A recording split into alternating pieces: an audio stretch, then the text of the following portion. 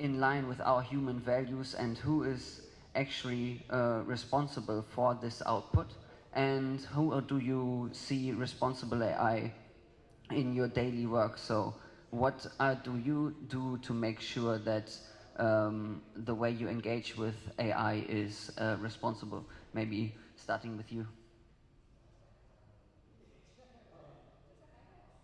Oh.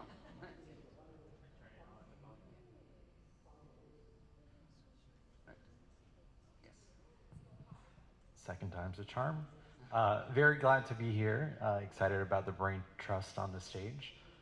When we start talking about responsible AI and how we ensure that gets embedded in our kind of day-to-day, it's really important to exercise the same kind of professional skepticism that we've been applying over time, whether it started with the internet, whether it's the applications that we see on our mobile devices, IoT.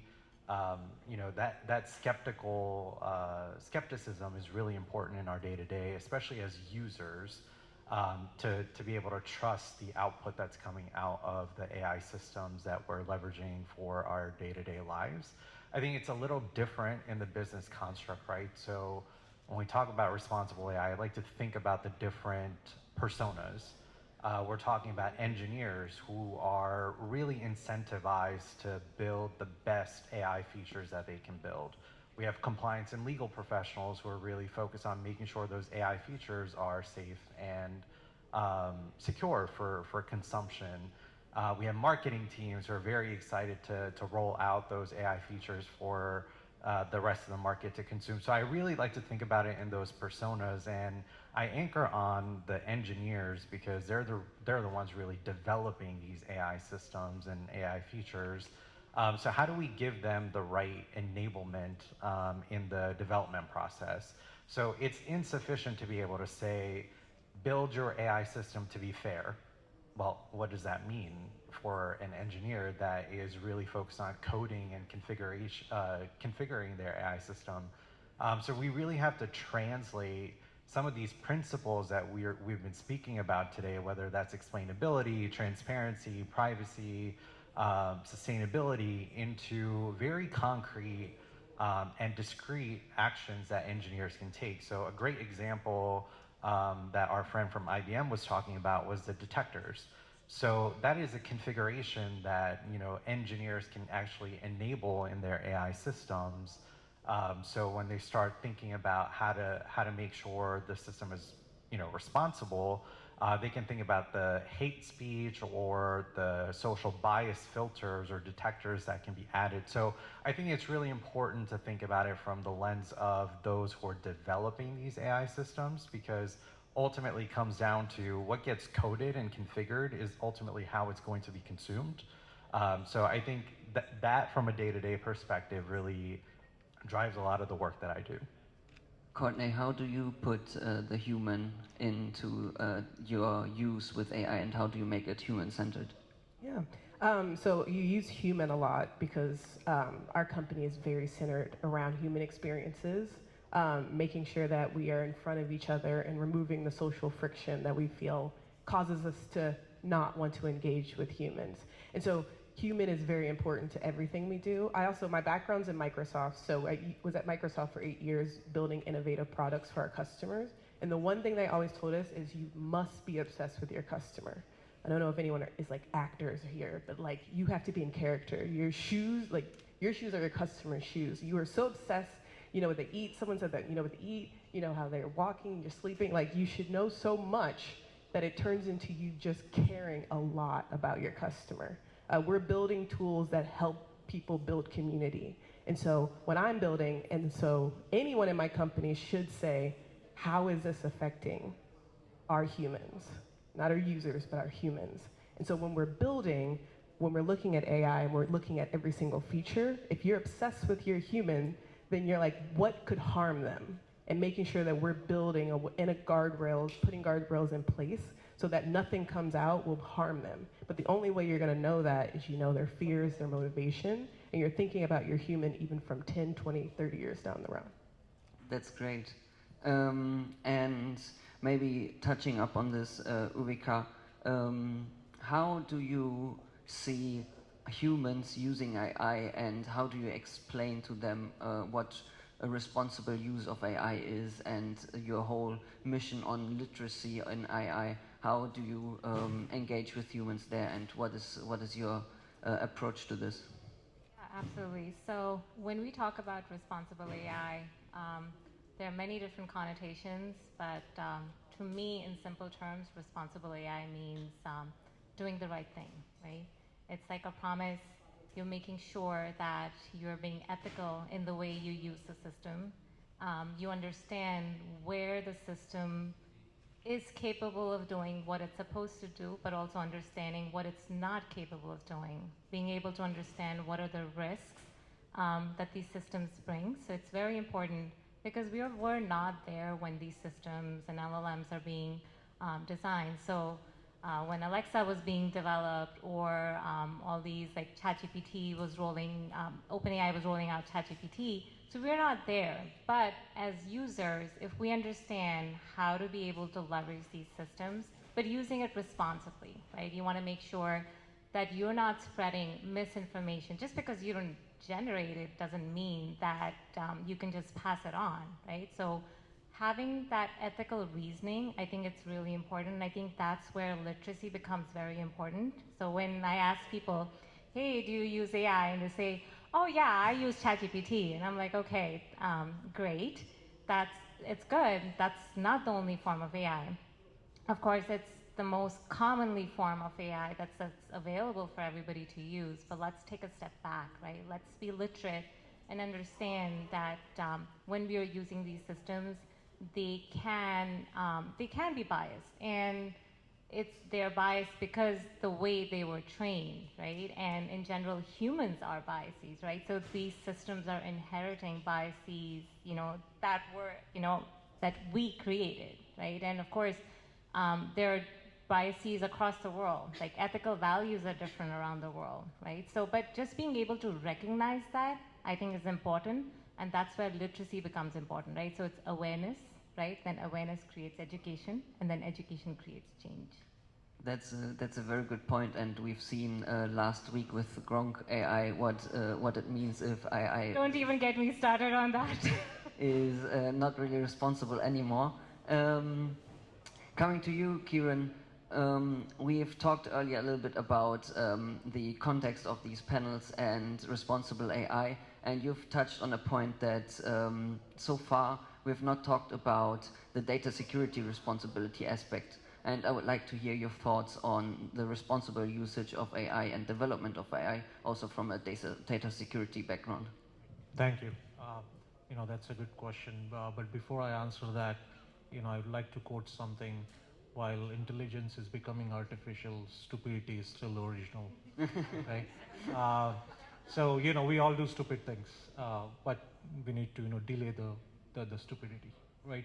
And that's where that's the foundation of cybersecurity defense, the resilience, right? The same theory applies for AI. So AI is a new technology, if you will, right? When internet was born, it was a boom, right? Everyone was creating websites. Everyone was making lots of money to code HTML, right? But there were no consideration for security, no consideration for copyright, right? Which turned into digital copyright. So we are going through the same journey now with AI, right? That there is a race for startups like, I need to sell something quickly, right? That's when you lose that focus of longevity or long-term goals. If you look at AI is a wrapper which is presenting data quickly as information, right? That it's the same theory. Data is data. If you read a data element, it doesn't mean anything until you connect the dots. It becomes information. So that journey from data to information, right? That's where the responsibility lies. How do we convert that? Now, as Sharyar mentioned, data lifecycle. If you look at data lifecycle, it hops, right? Data doesn't stay. To become that information, it goes through various systems. Now it goes through these LLMs. Now it goes through AI. So if you do not have a clear picture of what data you have, right? The quality of data, right? The information it will convert into will be same, right? Garbage in, garbage out. Now, because of these hops and the trust or mistrust on the LLMs or the AI, data security becomes a huge risk. Okay, I'll give you an example. One of my clients came. I'm into consulting, so the best answer is it depends. Okay, uh, right. So I had one client saying, "Hey, I need to use this, integrate my email into the Salesforce system. I have this AI company which says they do everything." Okay, great product, great flow. One question I asked them, where do you read my emails? They said, I think so. Okay, then what do you do with that data? Where do you store that data to process it to get to the information? This person is telling me, oh, we just read it, we don't store it.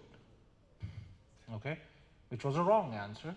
Right? You cannot process data until you store it unless you have the whole LLM in-house.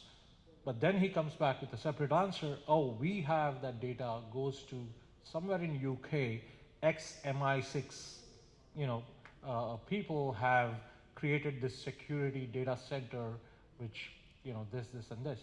Now your data is going out of the country, right? So it depends, right? What kind of data you're looking to secure. So, the application of data concepts become very foundational depending on what business you are, what is the use case, right? So, when we talk about AI now, CDOs have come, becoming more and more important. Chief data officers are becoming more important in that AI journey. Okay. And when we stick to the point of who is responsible for not only the data that goes into the system, but also goes out and how it is used, Manhar, what do you see in your engagement with clients? What is the biggest issues that they are facing in making sure that they use AI responsibly and the whole organization uses AI responsibly? And how are people trained? How is this affecting the company as a whole? Yeah, I think AI adoption is really being paused at this moment in many ways, because what we're starting to see from experimentation to enterprise adoption to now this agentic AI future that we're all entering into is this moment of reflection where are we getting the value out of AI the way we should be?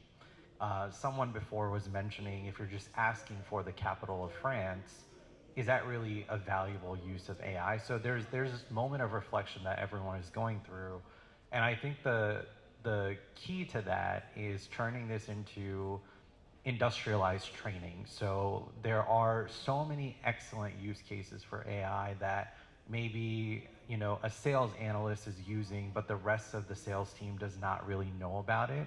So a lot of the time that we spend with our clients, also in consulting, is making sure people are aware of what the valuable use cases are, and driving them to think in context of their day-to-day, how they can derive value from AI. But it comes from ideation. It comes from knowing what the art of the possible looks like, and that for many people who are not aware of what it can do requires a significant amount of education.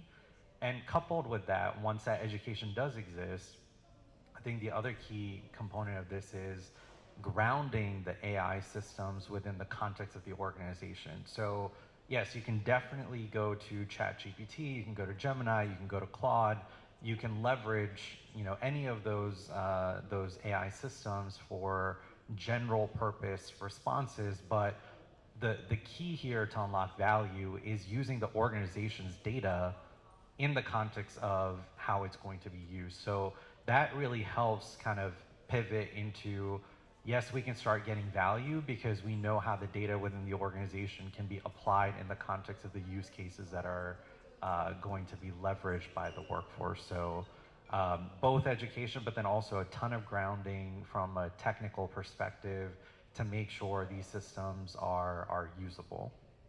And staying in that field of organizations using AI, ever more broadly, how can we make sure that we don't get disenfranchised because our work only consists of using different systems that do our work for us, and we are only the intermediary between different AI systems, and we make sure that the human is the center of the work that we are doing and the output that we are creating for you. Courtney, yes. I am going to use an example that might be a little bit off of that, but it's going to come around.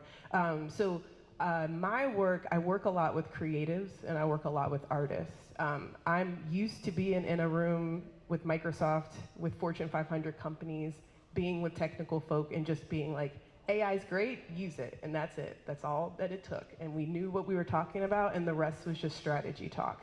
Going into the room with artists and saying AI, you should say trigger warning first. Like, the look of shock is something that I never had to experience before. But those are my customers, and I had to solve for it. And so instead of negating them, like, okay, that's not my customer, it became more of a conversation with them. Why don't you want to use AI? You know you're using it in your phone already, right? Okay. Tell me more about the problems you're having or your distrust. It's very crucial. I know that they need it, right? I'm trying to convince them why they need it, and that's really thinking of their value. When we had that discussion, it was very frank conversations. They're like, I don't want my art being put into the model. So if you're building a website for me, I don't want you to use my art. And that does not take a lot of engineering to go around. But if I would have just said, no, we're done working with you, I don't get to find these interesting cases of where responsible with AI for me, you can put my drawings in there, they weren't gonna be good, no one's gonna use them. But for an artist and for my customer, their human fear of AI is gonna replace my art means for them having a system that they can trust to not put things in and out that they don't feel like it.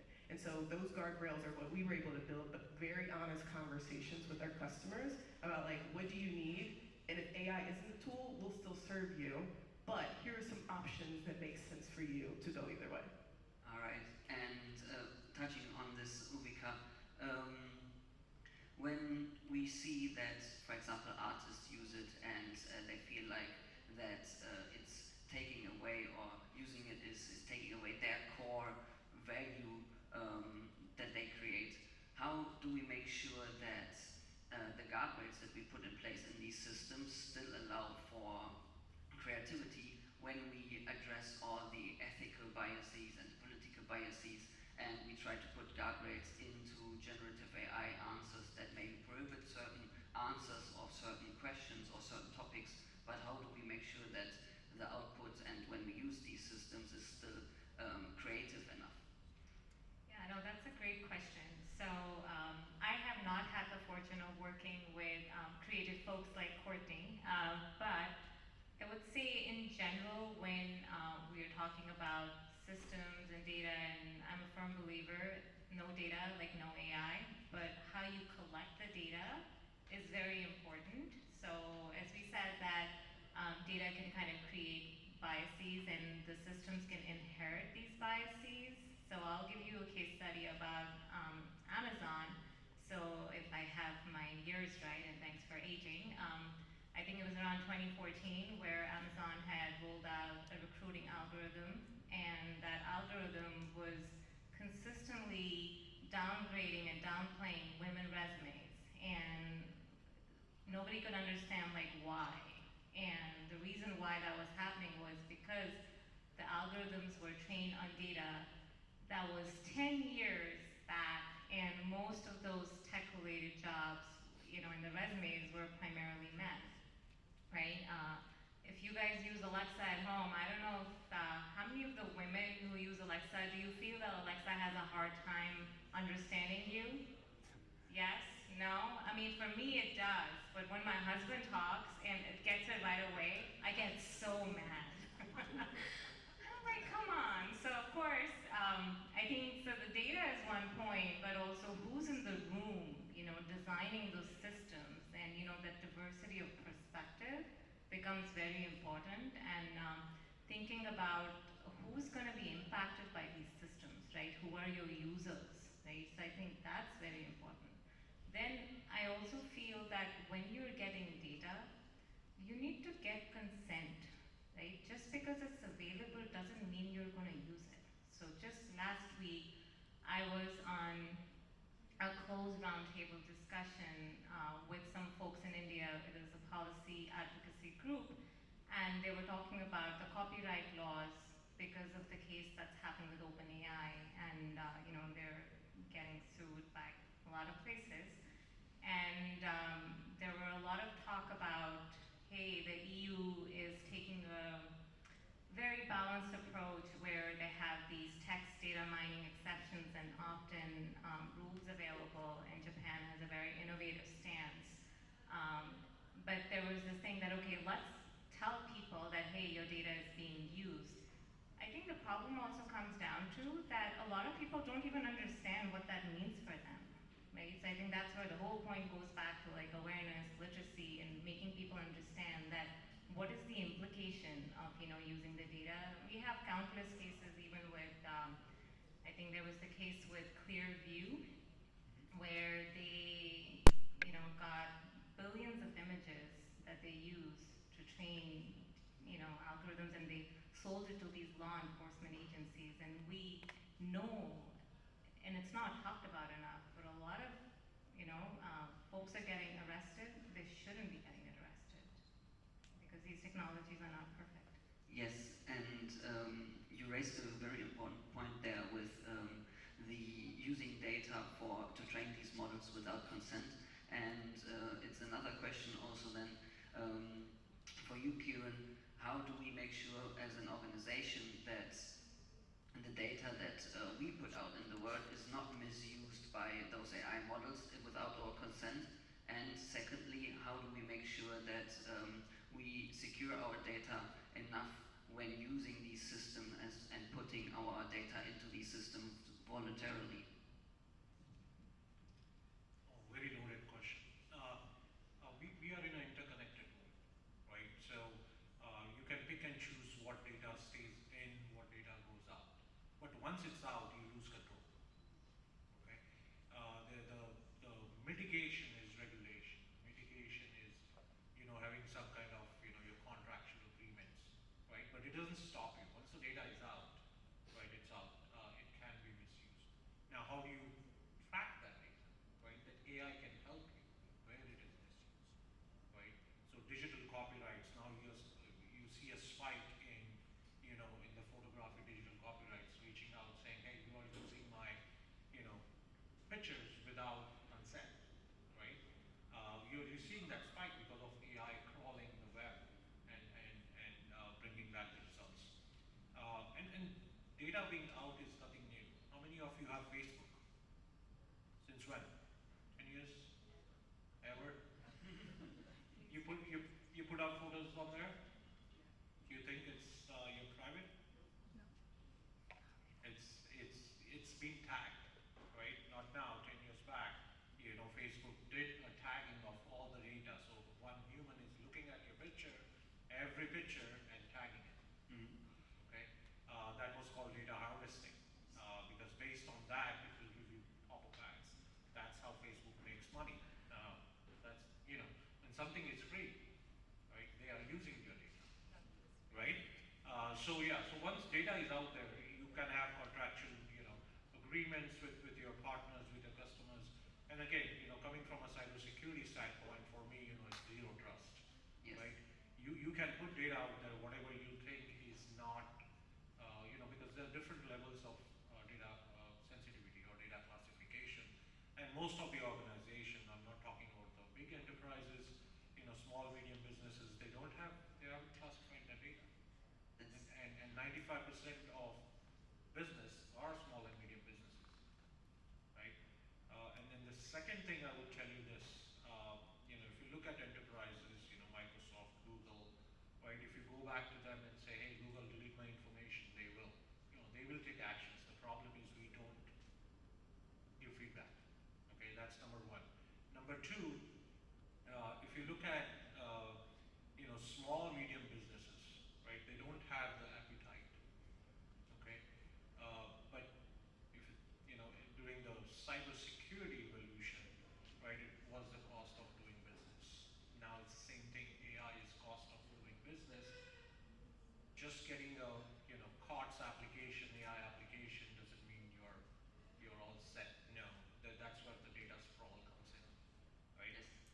So you have to invest in AI. You have to pick and choose which use cases are going to make you efficient, grow the business, right? Sometimes the reverse engineering works. Okay, there were problems which I couldn't solve 10 years back because the manual labor was very expensive. Now I can go back and take that use case and stop my wastage. Yes. Right. So that's what AI can. That's where you can start with. What were the problems I could solve because it involved manual labor? Yes, that's a very thought-provoking statement, and with that, I would like to thank you all for your input. But before we wrap this up and also wrap this whole conference up, I would like to hand it over to you one by one once more to give you an opportunity to and give us one or two thoughts about what you think is most important looking forward, and giving us your final thought for this panel, but also for the whole conference. So what is your take on what is most important for the responsible usage of AI going forward? Starting with you, Manhar, again.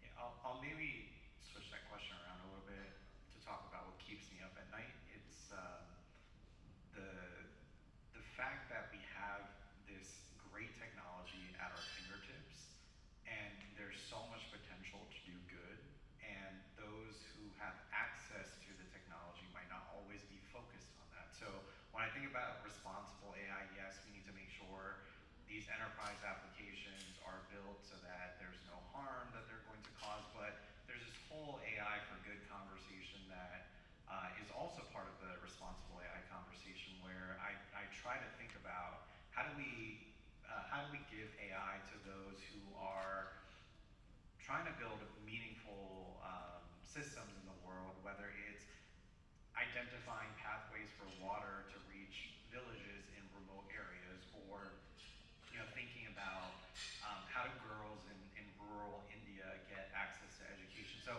that's what I kind of think about in making sure when we talk about the democratization of AI, we're talking about a lot of enterprise applications, we're talking about access to ChatGPT, but there's so much more where we can go, so that's where a lot of my time is spent, just thinking in how do we make that more available. Thank you for that. Courtney, what is keeping you up at night? What usually keeps me up at night when any type of technical shift or any big learning comes in is just the people we're leaving behind. The communities I serve are generally underserved communities that lack a lot of resources that I genuinely believe AI is helping to solve for. Those same communities, however, are often left out of the discussion. They don't have the tools in their classrooms to learn early, and so what that means is they have to sit around and wait for someone else to bring those tools. And sometimes there's a lack of distrust because who's building them? They don't know my community, and how is that gonna harm me rather than help me? And so I'm a very big proponent of no one being left behind on this journey, and how we do that is just have very frank conversations with our artist friends, with our parents that are like, get that AI out of here, and just say, hey, have you thought about this moment? Have you thought about that thing that took you 5 hours to do? Have you thought about doing it in this way? And now you have time back to go tackle another challenge in your community. So that's what keeps me up at night. All right, that's great. Uvika, what about you? Yeah, I would like folks to think about, as they are going to be using these systems, and given everything is happening so fast in the world, literally I wake up every morning and there is something new that has come out, and then there's stuff happening on the other side of the world. Couple of parting thoughts. One is, never build for us without us, right? I think that's number one. When you are building systems or thinking about leveraging these AI systems in decision making, you want to think about what kind of impact it's going to have on people, right? So, yes, I know the goal is for a lot of companies, yes, we want to make money, the stuff needs to align to business strategy. So people talk about people, process systems, and it says, yeah, can we do this? I want people to think about, should we do this, right? I think that's what, and then also I think I want people to think about what kind of society we ultimately want to have, right? Do we want to create a world where we are designing AI systems which are meant to augment human capabilities and enhance, our abilities? Or do we want to create a society where, we are going to be dependent on AI systems?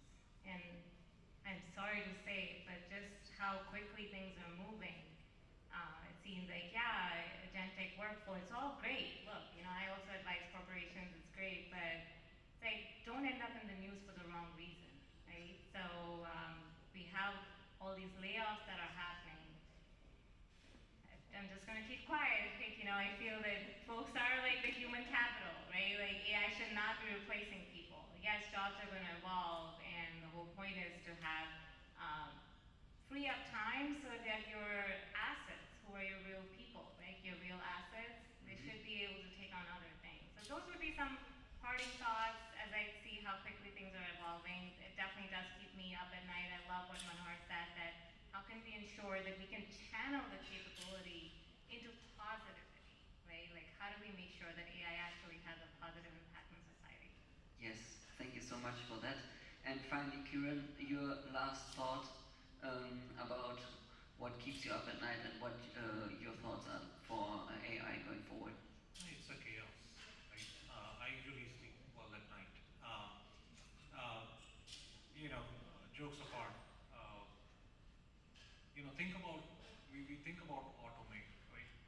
Shift that to augment, okay? And the scare being, the fear of losing, jobs or replacement will go away. It will not be overnight, right? That's why I say it's a chaos. When it's a chaos, everything is fuzzy, right? You cannot think clear. But instead of automate, think about augment. And for that to happen, the foundation is education, the learning, right?